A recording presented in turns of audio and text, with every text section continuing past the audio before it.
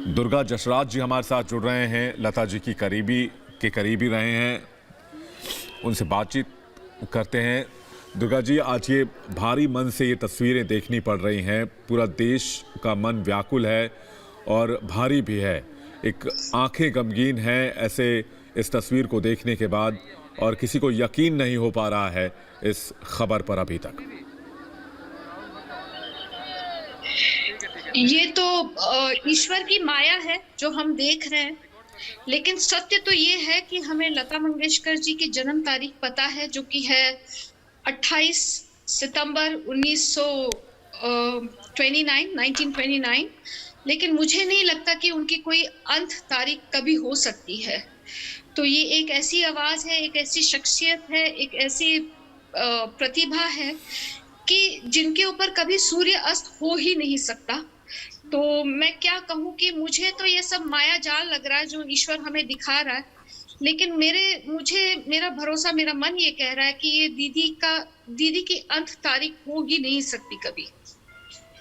दुर्गा जी, जितना ऊंचा उनका सफर था, जो करियर था, इतना सर्वप्रथम या सर्वश्रेष्ठ कहें, उतना ही ऊंचा उनका व्यक्तित्व भी था।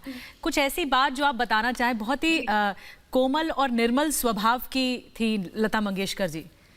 तो आमतौर पर लोग जब उन्हें सुनते थे, उनकी आवाज को सुनते थे तो बहुत अच्छा लगता था, लेकिन व्यक्तिगत तौर पर आप कुछ बताना चाहें? व्यक्तिगत तौर पे वो बहुत ही कमाल की फोटोग्राफर रही हैं। बहुत ही उनको क्रिकेट से बहुत प्यार रहा है। प्लस उनको ये मजाक, मतलब जोक्स वगैरह का बहुत शौक था, और वो अक्सर जोक सुनाती भी थी, हमसे भी पूछती थी कि भाई जोक्स बताओ, कुछ नए सुने हैं तो एक बहुत विशाल व्यक्तिमत्व रहा है। एक बहुत नायाब प्रतिभा उनकी है। पर्सनली, ऑफ कोर्स, प्रोफेशनली बात करें तो मतलब सीमा ही नहीं है किसी भी चीज की। लेकिन मेरा पर्सनल जो एक रिलेशनशिप रहा है उनके साथ, वो मेरी माता, क्योंकि मेरी माँ मधुरा जसराज जी वी शांताराम जी की सुपुत्री है, और मेरी नानी का घर उनके घर के एकदम सामने था। और पिताजी, बापूजी का और दीदी का, संगीत मार्तन पंडित जसराज जी और दीदी का रिश्ता भी बहुत प्यारा रिश्ता रहा है। तो मतलब तकरीबन हफ्ते में 3-4 बात उनकी बात होती रहती थी, चाहे बापूजी दुनिया के किसी भी कोने में रहे। तो ये प्यार उनका अटूट रहा है, और बहुत एक म्यूचुअल लव, रिस्पेक्ट, सब कुछ रहा है। तो एक बहुत ही मैं क्या बताऊं आपको कि मुझे नहीं यकीन होता है, और अनगिनत किस्से हैं मेरे पास बचपन के, क्योंकि मैंने गर्मियों की छुट्टियां तकरीबन उन्हीं के घर पे गुजारी है, पूरा दिन। दुर्गा जी, प्रभु कुंज में जब लता जी रियाज किया करती थी तो हर सुबह वो रियाज करती थी। हालांकि पिछले कुछ सालों से उन्होंने गाना छोड़ा हुआ था सेहत की वजह से, लेकिन जब वो रियाज करती थी तो पूरा प्रभु कुंज गूंजा करता था, और प्रभु कुंज की नींद उनके रियाज से खुलती थी। इस बारे में काफी लोग चर्चा करते हैं और बहुत तारीफ भी करते हैं, अगर आपको कुछ याद भी हो इस बारे में तो।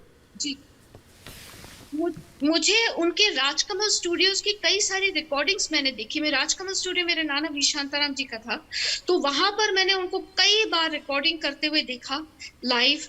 मैंने कई बार उनको मेरे नाना जी के यहाँ पे कुछ रिहर्सल्स के लिए कभी आती थी तब देखा। मगर ऐसा उनके गाने से तो हम हर वक्त, हर क्षण सराबोर होते हैं। तो सिर्फ सुबह का क्षण ही इम्पोर्टेंट है ऐसे तो हो ही नहीं सकता ना।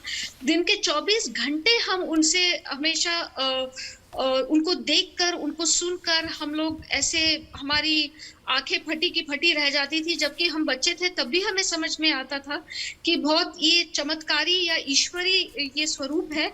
और मेरी एक खुशकिस्मती ये रही कि कल रात को मैं उनके साथ हॉस्पिटल में थी, और रात के 1 बजे घर पे लौटी हूँ मैं, और मैं 10 बजे रात से लेके 12:30 पौने 1 बजे तक मैं उनके साथ थी। तो मैंने उनको देखा, मुझे ऐसा लगा जैसे मंदिरों में बुलावा आता है कि माता वैष्णव देवी आप तभी पहुंचते हैं, या बद्रीनाथ, केदारनाथ या तिरुपति बालाजी आप तभी पहुंचते जब आपको बुलावा आता है।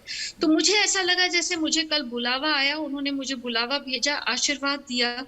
और मुझे उस वक्त कल लगा था कि दीदी इतनी अल्टीमेट विनर है कि इस मुश्किल की घड़ी से निकल कर वो लड़कर जीत कर वापस आएंगी हमारे पास। लेकिन जो एक बात सच है, जो मुझे सचमुच दिल से ऐसा लग रहा है कि वो अनंत रूपी है। दीदी की जन्म तारीख हमको पता है, लेकिन कोई आखिरी डेट हो नहीं सकती, उनकी एंड डेट है नहीं।